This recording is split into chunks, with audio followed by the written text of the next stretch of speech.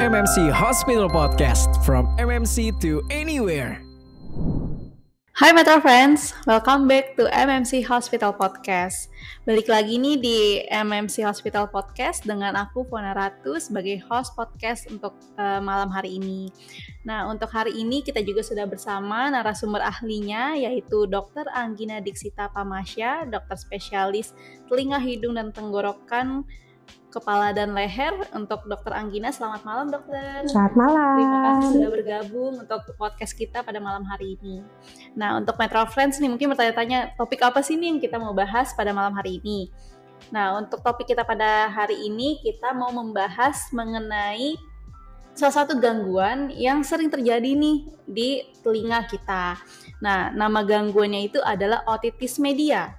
Nah, untuk otitis media sendiri adalah radang pada atau infeksi pada telinga bagian tengah kita.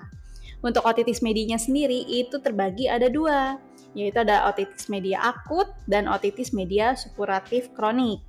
Nah, sebelum kita membahas lebih jauh nih mengenai perbedaan antara kedua otitis media tersebut, kita mau membahas dahulu tentang mitos atau fakta yang sering banyak beredar di masyarakat. Oke, aku mulai untuk mitos fakta yang pertama dulu ya dok. Oke. Untuk mitos fakta yang pertama itu tentang otitis media akut. Pertanyaannya, apakah otitis media akut itu dapat menyerang semua usia dok? Tentu saja.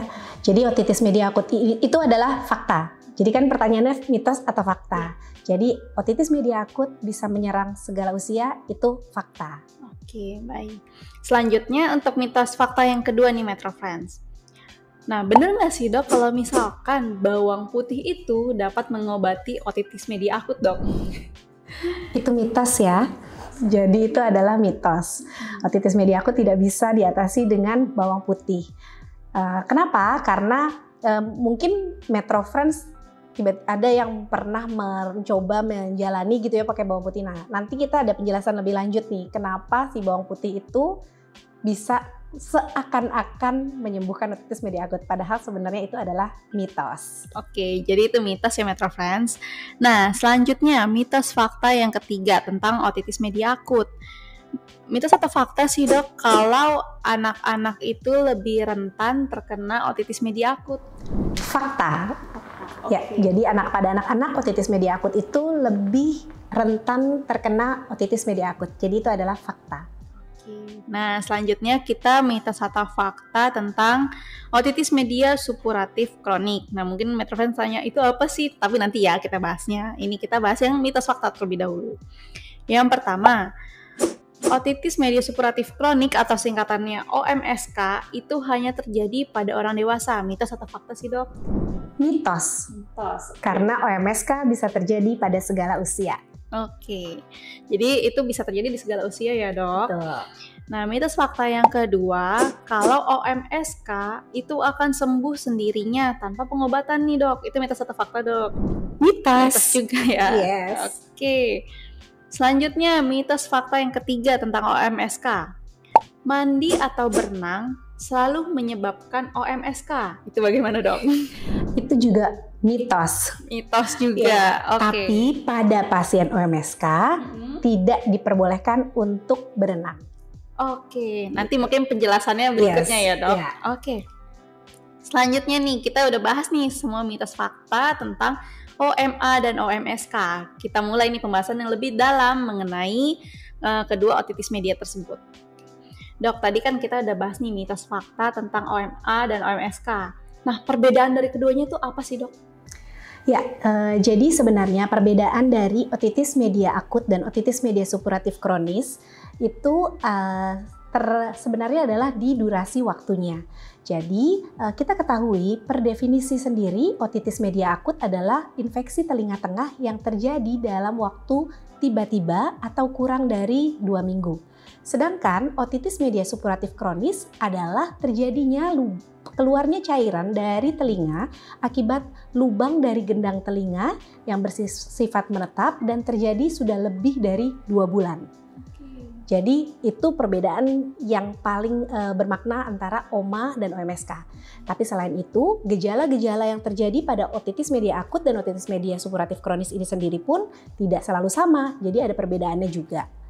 Gitu. Nah, kalau untuk gejala umumnya itu seperti apa, Dok? Biasanya? Nah, seperti tadi kita menyambung ya dari pertanyaan yang pertama. Jadi pada otitis media akut itu tidak selalu gejalanya adalah keluar cairan dari telinga akibat dari lubang pada gendang telinga. Tapi pada otitis media akut ini bisa menimbulkan gejala seperti demam, nyeri telinga, bahkan kegelisahan pada anak-anak itu juga bisa gitu. Oke, nah kalau misalkan yang membedakan, yang benar-benar signifikan membedakan antara gejalanya si OMA sama OMSK itu apa, Dok? Jadi biasanya kalau OMSK itu dia prosesnya sudah lama. Jadi yang paling kita bisa tanyakan ke pasien adalah sudah lebih dari 2 bulan. Oke, sudah begitu. Itu. Nah kalau pada otitis media akut biasanya dia itu menimbulkan gejala yang nyeri pada telinga atau dengan demam atau gendang telinga yang merah atau bengkak. Oke. Nah, kalau untuk infeksinya tadi tuh, Dok, itu emang bisa sembuh sendiri ya, Dok? Tanpa perawatan apa-apa gitu. Oke. Untuk otitis media akut, jadi memang penyebab dari otitis media akut ini itu bisa disebabkan oleh virus ataupun bakteri. Nah, pada penyakit yang diakibatkan oleh virus kita ketahui memang bisa kita sebut dengan self-limiting atau bisa sembuh sendiri. Makanya tadi kadang-kadang pada orang-orang awam kadang-kadang mereka bilang dengan bawang putih bisa sembuh. Padahal sebenarnya bukan bawang putihnya yang mengatasi itu. Tapi si bawang putih ini, pasien ini mengalami otitis media akut yang disebabkan oleh virus. Di mana bisa terjadi penyembuhan sendiri. Tapi kita harus tahu bahwa si otitis media akut ini ataupun OMSK ini itu sifatnya multifaktorial penyebabnya. Dan seringkali karena kondisi dari telinga tengah ini yang lembab itu sangat membuat kondisi nyaman pada bakteri. Sehingga tidak jarang terjadi infeksi virus ini lalu disertai dengan infeksi sekunder akibat bakteri gitu. Dan penyebab paling sering pada OMA dan OMSK memang adalah bakteri gitu. Nah, kalau untuk infeksinya sendiri nih, Dok, kan sering banget nih kayak mungkin ada beberapa yang sehabis korek-korek telinga atau misalkan kayak contoh tadi yang berenang ya. Nah, itu gimana bisa menyebabkan si otitis medianya itu, Dok? Dan itu berapa lama sih biasanya bisa terjadinya dari misalkan terakhir mereka korek-korek ternyata jadi luka kayak gitu, Dok? Oke, jadi gini, kalau yang penyebab yang terjadi akibat dari korek-korek telinga ataupun luka itu biasanya terjadinya adalah otitis eksterna. Yes, jadi infeksinya terjadi di liang telinganya. Nah, kalau OMA atau otitis media akut ini biasanya disebabkan didahului oleh infeksi saluran pernafasan atas. Ya, jadi biasanya pasien ini datang sudah dengan riwayat batuk, pilek atau demam. Gitu. Jadi berbeda ya patofisiologinya atau perjalanan penyakitnya dari otitis eksterna ataupun otitis media ini berbeda. Jadi kalau yang pasien pasca dikorek-korek telinganya dengan penggunaan cotton bud ataupun berenang gitu ya, itu biasanya terjadinya adalah otitis eksterna di mana terjadi di liang telinganya.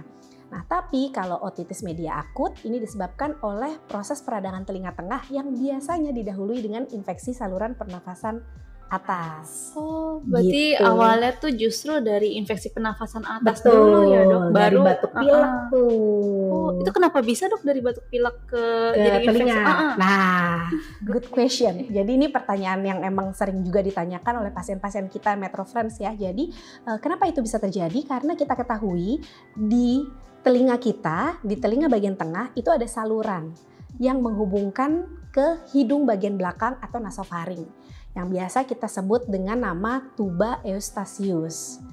Nah, tuba eustachius ini adalah berfungsi sebagai ventilasi dan drainase dari telinga tengah. Ketika terjadi batuk atau pilek, di mana terjadi banyak lendir atau ingus di belakang hidung, muara tuba eustachius ini jadi tersumbat. Ketika dia tersumbat, otomatis dia tidak bisa menjalankan fungsinya sebagai ventilasi dan drainase dari telinga tengah dong. Nah, terjadilah yang namanya proses tekanan negatif di telinga tengah. Yang mungkin Metro Friends juga pernah mengalami ketika naik pesawat. Telinganya rasanya kayak penuh gitu ya. Nah, itu fungsinya si tuba tuh yang harus memventilasi, mendrainasekan supaya tekanannya telinga tengah dan luar sama. Nah, ketika terjadi infeksi di hidung, pilek, kuman itu naik dari hidung melewati tuba eustachius ke telinga tengah. Akhirnya terjadilah infeksi di telinga tengah yang disebut otitis media. Oh, oke. Nah, berarti ini sangkut paut nih sama kenapa dia anak-anak tuh lebih rentan ya, Dok? Karena kan memang anak-anak kan seringnya kayak batuk pilek, kayak gitu ya, Dok. Selain itu, pada anak-anak itu tuba eustachiusnya lebih pendek dan lebih datar. Jadi kalau pada dewasa tuba eustachiusnya bentuknya seperti ini. Tapi pada anak-anak bentuknya seperti ini. Jadi ibarat kata pipa, ketika pipa itu datar, dari lubang yang satu akan lebih mudah masuk untuk ke lubang sebelahnya. Sedangkan kalau dia meninggi kan dia agak lebih susah naiknya karena harus beranjak kan. Nah, makanya pada anak-anak lebih rentan terjadi otitis media akut. Karena mungkin masih belum sempurna. Betul, ya, Dok, itunya. Pertumbuhannya belum sempurna. Oke. Nah, kalau misalkan konsekuensi jangka panjangnya nih, Dok, kalau misalkan yang otitis media akutnya itu tidak diobati, itu bagaimana, Dok? Nah, ini harus diperhatikan karena kita ketahui otitis media akut ini dia rekurensinya sangat tinggi dan bisa menyebabkan komplikasi yang cukup berat ataupun fatal hingga kematian loh, gitu. Kenapa? Iya, betul. Makanya kita nggak boleh mengacuhkan si OMA atau MSK ini. Karena kita ketahui komplikasi atau OMA yang berkepanjangan itu bisa terjadi yang namanya otitis media efusi atau otitis media supuratif kronis. Dimana kalau prosesnya terus berjalan atau berulang bisa terjadilah yang namanya OMSK. Komplikasi-komplikasi yang bisa terjadi itu selain dari keluar cairan yang terus-menerus, hingga gangguan pendengaran, hingga bisa infeksinya ini menyebar ke telinga temporal atau belakang telinga sampai ke intrakranial atau ke otak. Seperti meningitis, abses otak. Makanya akibatnya juga cukup fatal dan bisa kadang-kadang terjadi komplikasi ke saraf otak, yaitu saraf facialis, saraf wajah, sehingga sering tidak jarang juga kita jumpai mukanya mencong. Oh, bisa sampai itu salah satu komplikasinya. Gitu ya? Nah, selanjutnya, Dok, tadi kan dokter sampaikan di awal itu bahwa penyebabnya itu ada dari bakteri sama virus. Nah, itu apakah ada perbedaannya, Dok, dari gejalanya yang disebabkan dari bakteri atau virus, Dok? Oke, sebenarnya untuk gejala sendiri sih tidak jauh berbeda ya, karena gejala dari otitis media seperti tadi kita sudah bahas ya, biasanya dia diawali dengan infeksi saluran pernafasan atas, disertai dengan demam, batuk, pilek. Nah, biasanya pasien itu akan datang ketika sudah mengalami yang namanya nyeri di telinganya. Nah, baik yang disebabkan oleh virus ataupun yang disebabkan oleh bakteri, keduanya sama-sama bisa menimbulkan gejala yang sama. Nah, cuman yang membedakan adalah pada infeksi yang diakibatkan oleh virus, biasanya dia bila daya tahan tubuhnya bagus, dia akan berangsur baik. Sedangkan kalau pada penyebabnya adalah infeksi bakteri, biasanya itu disertai dengan demam tinggi yang terus-menerus berkepanjangan gitu. Jadi oleh karena itu kita harus perhatikan lebih ke arah itu sih. Karena selain itu juga seperti tadi saya sudah sampaikan, pada infeksi virus itu biasanya dia tidak berdiri sendiri tuh, bisa disertai dengan infeksi sekunder. Nah, kalau misalkan yang untuk otitis media akut tadi, Dok, kan tadi dia itu ada peradangan yang sampai keluar cairan itu yang kronik ya, Dok? Nah, pada otitis media akut juga bisa terjadi keluar cairan dari telinga. Jadi otitis media akut ini mempunyai beberapa stadium. Dimulai dari stadium di mana oklusi tuba eustachiusnya terganggu, stadium hiperemis di mana itu gendang telinganya akan memerah. Lalu dilanjutkan dengan stadium supurasi di mana di situ di dalam telinga tengahnya tuh udah penuh dengan nanah, sehingga biasanya dia gendang telinganya akan bulging atau bengkak. Itu khas sekali dan biasanya pada kondisi ini nyeri telinga hebat akan dirasakan oleh pasien gitu. Nah, stadium yang selanjutnya adalah stadium perforasi, di mana ketika gendang telinga itu menampung nanah yang begitu banyak dan sudah tidak mampu, akhirnya dia pecah gendangnya dan keluarlah cairan dari telinga. Begitu. Oke. Nah, kalau OMSK dia memang gejalanya adalah keluar cairan dari telinga karena lubang dari gendang telinganya itu. Oh, oke. Gitu. Karena tadi udah pecahnya itu Iya, ya. tidak sembuh-sembuh, berangsur terus berulang, tidak sembuh, keluar cairan terus-menerus, akhirnya terjadilah lubang di gendang telinga yang menetap. Oke. Itu jadinya OMSK karena bila sudah 2 bulan 2 bulan. atau lebih. Nah, kalau untuk pengobatannya sendiri nih dok, kalau misalkan dia masih awal-awal nih, terus, sebelum sampai pecah gitu ya, itu pengobatannya itu seperti apa sih dok? Nah, jadi biasanya kita akan mengawali dengan pemberian terapi medikamentosa atau obat-obatan yang harus adekuat. Nah, pada kondisi otitis media akut biasanya kan pasien datang itu udah stadiumnya lumayan udah mau either dia keluar cairan dari telinga atau lagi nyeri sekali telinganya karena udah stadium supurasi. Biasanya kita akan memberikan obat-obatan seperti antibiotik, lalu dekongestan gitu. Hingga kalau memang sudah terjadi keluar cairan dari telinga, kita harus berikan obat tetes telinga. Seperti itu. Nah, jadi pengobatan yang adekuat ini sangat penting pada pasien-pasien otitis media akut. Oke. Nah, kalau OMSK tadi kan itu berarti dia istilahnya kayak tahapan akhir dari OMA itu ya dok. Ya. Nah, gimana caranya untuk mencegah si OMSK itu terjadi gitu? Misalkan udah ada nih nyeri-nyeri dan mungkin itu masih di tahapan yang OMA awalnya gitu dok. Ya. Itu bagaimana dok mencegahnya? Jadi satu, penting sekali kita harus melakukan pengobatan yang adekuat. Dan yang kedua, yang tidak kalah penting adalah compliance atau kepatuhan dari pasien itu sendiri. Jadi itu dalam segi pengobatan. Nah, untuk OMA sendiri sebenarnya kita juga bisa lakukan pencegahan-pencegahan. Jadi kita jangan sampai melakukan pencegahan, karena pencegahan itu kan jauh lebih baik daripada mengobati. Nah, ketika sudah terjadi OMA, ya berarti pengobatan yang adekuat dan tingkat compliance dari pasien untuk minum obat, penggunaan obat hingga kontrol ke dokter itu menjadi sangat penting untuk mencegah terjadinya OMSK. Nah, sebelum terjadi OMA, sebaiknya kita juga lakukan pencegahan-pencegahan, ya kan? Contohnya apa? 1, kalau bisa hindarilah terjadi infeksi saluran pernafasan atas. Bila sudah 3 hari tidak sembuh batuk pileknya, harus segera ke dokter THT untuk mengevaluasi jangan sampai kena infeksinya ke telinga. Yang kedua, hindari asap, polusi, rokok, itu juga sangat pengaruh. Nah, yang ketiga yang tidak kalah penting, karena OMA ini sangat sering terjadi pada anak, yang penting itu adalah kalau bisa menyusui pakai ASI 6 bulan dan hindari penggunaan botol dot. Oh, ada pengaruhnya itu ya? Ada pengaruhnya. Kalaupun harus menggunakan dot botol susunya, itu sebaiknya kepalanya harus pakai bantal jadi lebih tinggi. Mengingat tuba estasisnya tadi, dia bentuknya datar, jadi sangat mudah terjadi infeksi. Seperti itu. Vaksinasi pun juga sebaiknya lengkap. Kurang lebih hal-hal seperti itu bisa mencegah terjadinya otitis media akut. Oke, vaksinasinya itu mungkin untuk mencegah virusnya ya. Yes, betul. Nah, untuk tadi sebelum terjadinya OMSK itu kan dok, itu ada tanda atau mungkin gejala apa sih yang kita perlu waspadai gitu dok? Ya, itu juga penting ya, karena kita ketahui OMSK ini adalah proses yang kronis, di mana terjadi lebih dari 2 bulan. Nah, dan OMSK ini bisa menimbulkan komplikasi yang cukup fatal.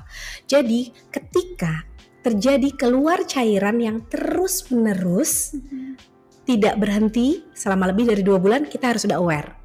Nah, biasanya yang lebih bikin aware atau lebih bikin harus kita waspadai adalah berbau. Jadi cairannya itu baunya kurang enak, bau busuk gitu. Itu khas sekali karena biasanya bau busuk itu disebabkan oleh ada namanya kolesteatom. Itu menandakan OMSK-nya sudah tipe bahaya gitu. Jadi yang harus kita hindari adalah terjadinya OMSK tipe bahaya gitu. Karena ketika sudah tipe bahaya, itu tata laksananya adalah harus operatif. Oke, oh Gitu. itu ada di operasi juga ya dok? Iya, Oh, betul. di operasinya itu berarti bagaimana dok prosedurnya dok? Ya, jadi pada pasien-pasien otitis media supuratif kronis atau OMSK ini, itu kita bisa lakukan beberapa macam operasi. Tergantung dari satu, apakah OMSK ini tipe aman atau tipe bahaya. Kalau dia tipe bahaya, biasanya dia sudah ada tanda-tanda tadi terjadi kolesteatom atau sudah terjadi komplikasi. Komplikasi seperti mencong wajah, di mana terjadi paresis nervus 7-nya. Jadi mulutnya mencong, ada kebocoran dalam minum atau makan, atau terjadi komplikasi di intratemporal, abses. Di belakang telinganya abses, atau bisa juga terjadi infeksi intrakranial komplikasinya, yang tadi meningitis atau abses otak. Bagaimana operasinya? Itu biasanya kita akan buka dari belakang telinganya, kita lakukan insisi, lalu kita buka semuanya dan kita eradikasi segala infeksi yang ada di dalamnya. Kurang lebih seperti itu. Aku penasaran nih dok, tadi Ya. kan yang dari OMSK itu bisa sampai komplikasinya tuh mukanya jadi mencong ya dok. Ya. Itu gimana bisa kejadian ya dok? Karena di telinga tengah kita itu berjalan nervus 7. Oke, nervus 7 itu apa dok? Nervus, jadi gini, di otak kita ini ada saraf-saraf. Oke. Saraf 1 sampai saraf 12. Itu masing-masing fungsinya macam-macam. Seperti saraf 1 biasanya dia ada di hidung, dia untuk mencium, untuk penghidung. Saraf 2 mungkin Metrofrenes sudah tahu, identik dengan saraf mata atau kita sebut dengan nervus opticus. Nah, sampailah kita di saraf 7. Nah, saraf 7 ini keluarnya, berjalannya itu melewati telinga tengah, lalu dia keluar mempersarafi wajah. Gitu. Nah, ketika dia terkena di infeksi di telinga tengahnya atau di bagian mastoidnya, otomatis sarafnya bisa keteken atau kepotong atau bengkak. Akhirnya terganggu kan, nggak bisa ngalir nih sarafnya nih, listriknya nggak nyampe nih ke muka gitu. Makanya biasanya dia tidak bisa nutup mata dan dia mencong. Jadi bener-bener mencong karena yang sininya kaku kayak topeng. Jadi yang dia mengalami paresis ini, yang mengalami kelumpuhan saraf wajah itu kayak patung. Jadi benar-benar kayak topeng, nggak ada ekspresi, karena nggak bisa digerakin, karena sarafnya cut kan, jadi nggak bisa ngalir, si listriknya ibaratnya tuh nggak bisa ngalir, nggak bisa mempersarafi, jadi nggak bisa berfungsi dengan baik. Gitu. Jadi hati-hati ya, OMSK juga bisa berbahaya kan?